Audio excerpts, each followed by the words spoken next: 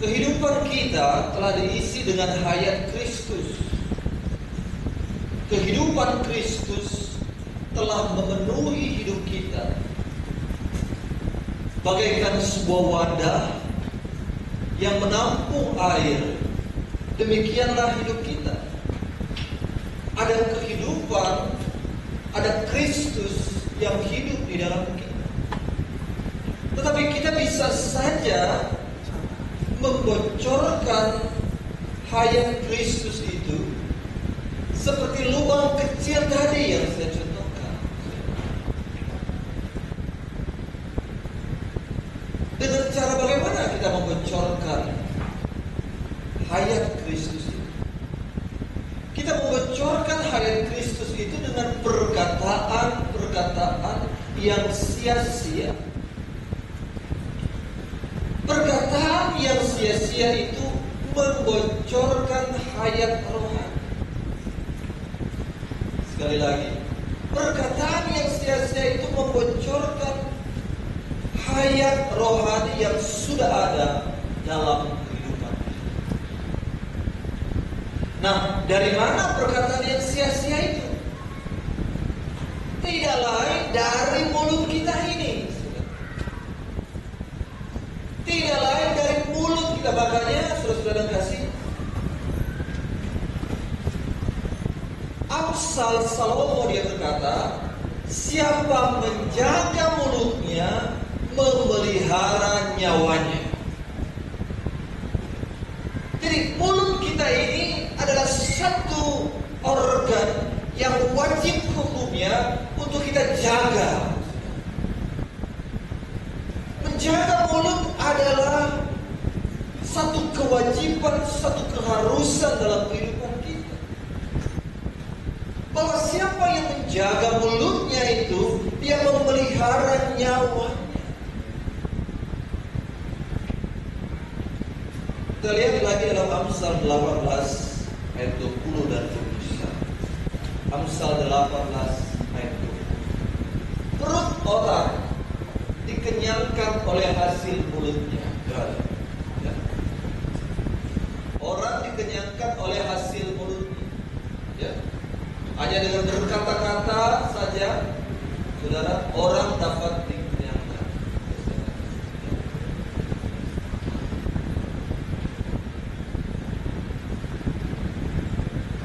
Perut orang dikenyangkan oleh hasil mulutnya. Ia dikenyangkan oleh hasil bibirnya. Ya, saudara. Ada anak-anak yang membanggakan orang tuanya. Ada anak dokter, dia bilang, orang tua saya kerja 1 jam, hasilnya sekian dolar. Anak pengacara juga tidak mau kalah. Oh, bapak saya lebih hebat. Bapak saya kerja 1 jam, hasilnya ratusan dolar. Anak pendeta tidak mau kalah. Bapak saya khotbah 1 jam, 3 orang mengutin duitnya. Jadi lebih hebat mana? Anak pengacara, anak dokter, atau anak pendeta?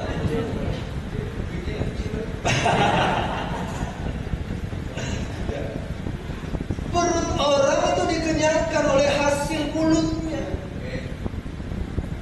Ia dikenyangkan oleh hasil bibirnya.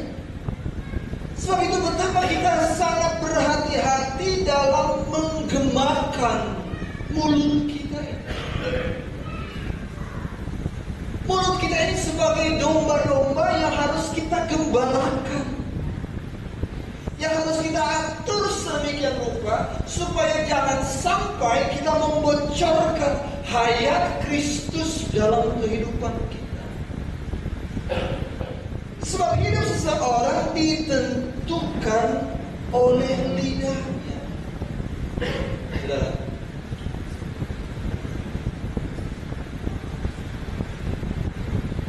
ayat 21, hidup dan mati Ada ayat 20, saya ada ayat 20. Saudara saya tahu. Perut orang dikenyangkan oleh hasil mulutnya, ia dikenyangkan oleh hasil bibirnya.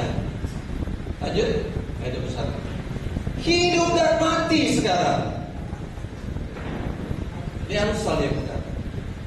Hidup dan mati dikuasai oleh lidah kita ini. Jadi kita sudah berhati-hati, kita lebih berhati-hati lagi. Karena baik hidup, baik mati, katanya dikuasai oleh lidah. Siapa suka menggemakannya akan memakan buahnya.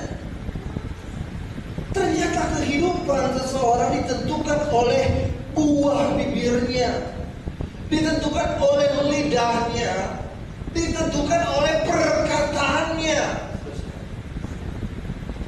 Sebab itu kalau ada orang ingin berubah, maka mulutnya itu harus berubah. Anak-anak Tuhan mulutnya itu harus berubah. Anak-anak Tuhan perkataannya itu harus berubah. Perkataan setiap anak-anak Tuhan haruslah memiliki isi, haruslah memiliki konten iman di dalamnya. Suatu waktu ketika Allah mencoba Abraham, Kejadian pasalnya yang ke-22, dia berkata, setelah semuanya itu, Kejadian 22 ayat 1, Allah mencoba Abraham. Setelah semuanya apa? Setelah Abraham diberkati dengan sangat banyak harta. Setelah Allah memberkati Abraham dengan seorang anak. Setelah Allah memberkati dia dengan harta berlimpah, budak banyak, orang-orang upahan banyak, ternak banyak, hasil bumi melimpah. Tetapi setelah semuanya itu Allah mencoba Abraham, yang berfirman kepada Abraham, Tuhan ingin tahu apakah Abraham masih mendengarkan Tuhan atau tidak. Tapi ternyata Abraham seorang yang hebat, seorang yang benar-benar beriman. Setelah semuanya itu, ketika Allah memanggil dia, Abraham, dia masih menjawab, ya Tuhan. Dia tidak lupa, dia tidak mabuk dengan kekayaan, saudara. Dia tidak mabuk dengan harta benda, tetapi dia selalu mendengarkan suara Tuhan. Ketika Tuhan memanggil dia, dengar dia panggil nama saya. Ku jawab ya, ya, ya. Dia mendengarkan Tuhan dan dia berkata, ya Tuhan. Tuhan berkata, korbankan anak. Korbankan. Bawalah anakmu ke Gunung Moria. Kita sudah mengetahui dalam perjalanan sudah ada api dan arang. Kemudian Ishak bertanya, Bapak, di sini sudah ada api dan arang. Biasa dia melihat bapaknya. Kalau pergi untuk mempersembahkan korban, bahkan ada api, ada arang dibawa oleh bapaknya, ada anak domba untuk dibawa oleh bapaknya. Tetapi kali itu Ishak tidak melihat ada anak domba yang dibawa oleh bapaknya. Dia bertanya, mana anak domba itu ya Bapak? Saudara, di mana anak domba untuk korban perkara? Bapaknya berkata, Allah yang akan mampu. Selalu dalam kata-katanya itu ada iman.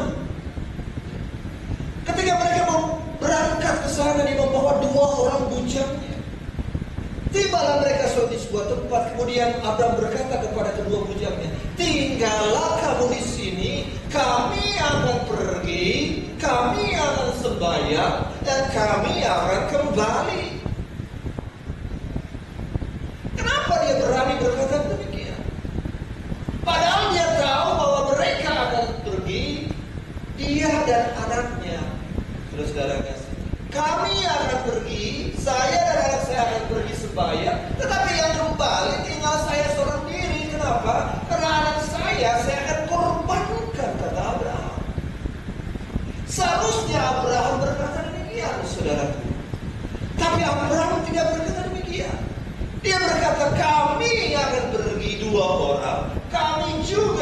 kembali. Kenapa? Ibrani 11 menerangkannya. Ternyata dia percaya kalaupun dia selesai, kalaupun dia sampai mengorbankan Ishak anaknya, maka Allah sanggup membangkitkan dia dari antara debu dan abu, sehingga dia akan mendapatkan kembali anaknya. Kenapa? Allah sudah berjanji bahwa dia akan diberkati. Kata-kata kita pun harus demikian. Harus memiliki iman. Berkatalah setiap hari dalam hidup ini, aku diberkati. Saya punya Android saya itu harganya 270.000. Handphone paling murah, ya.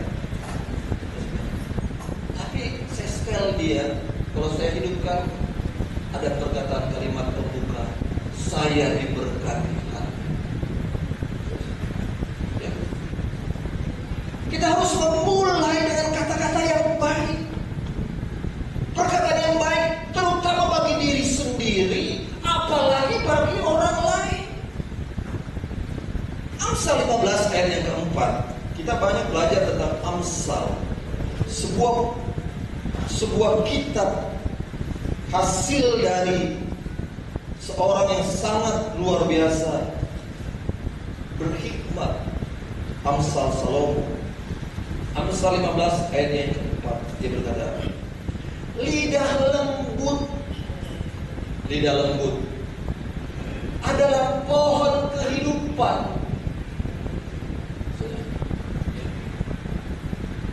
Peliharalah lidah lembut itu dalam kehidupan kita.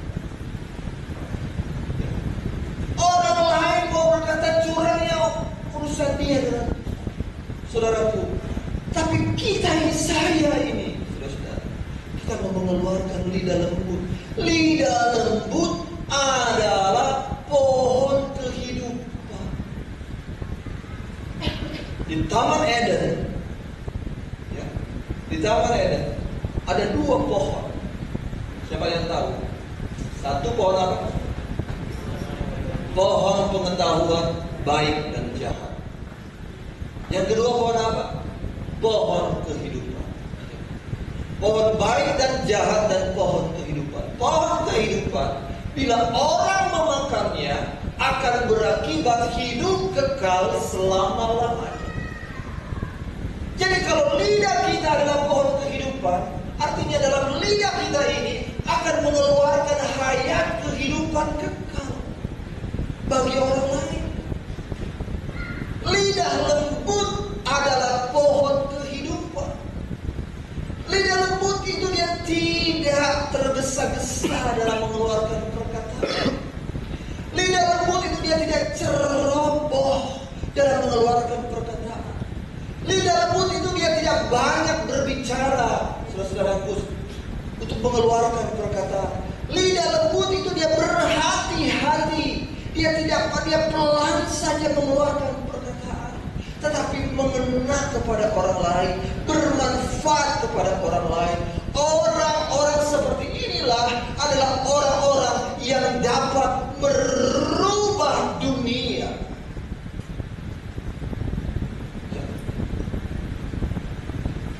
Orang mau merubah dunia harus berubah dulu dirinya sendiri. Merubah orang lain harus merubah dulu diri sendiri. Merubah anak-anak kita harus merubah diri kita sendiri. Merubah istri kita harus merubah diri kita sendiri. Merubah orang lain, kita harus merubah diri sendiri. Karena orang yang merubah dunia adalah orang yang telah merubah diri sendiri. Orang yang telah merubah perkataannya sendiri, mulutnya sendiri, perkataannya sendiri. Saudara, orang yang merubah perkataannya, saudara kasih, adalah orang yang merubah dunia. Rubah perkataanmu, maka kau dapat merubah dunia. Kita lihat sebentar ada saudara kasih satu tayangan yang luar biasa. Bagaimana orang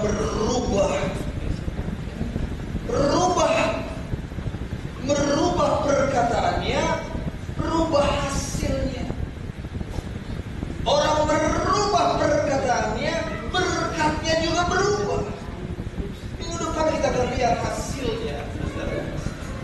Saat ini kita akan lihat satu tayangan. Ya, sudah lihat ke depan.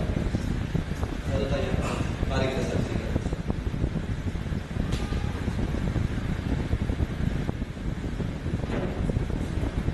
Ada suaranya ya.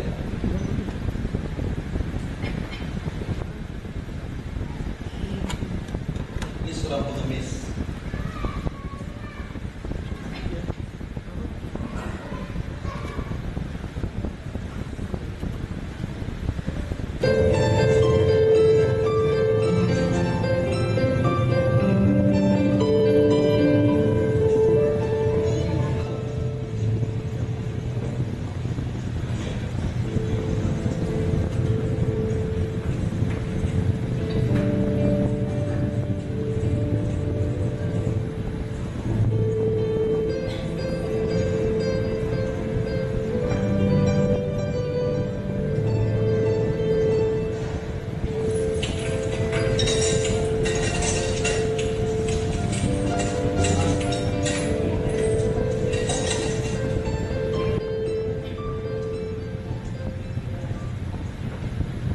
What are you going to say?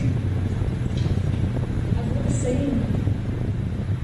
Different words.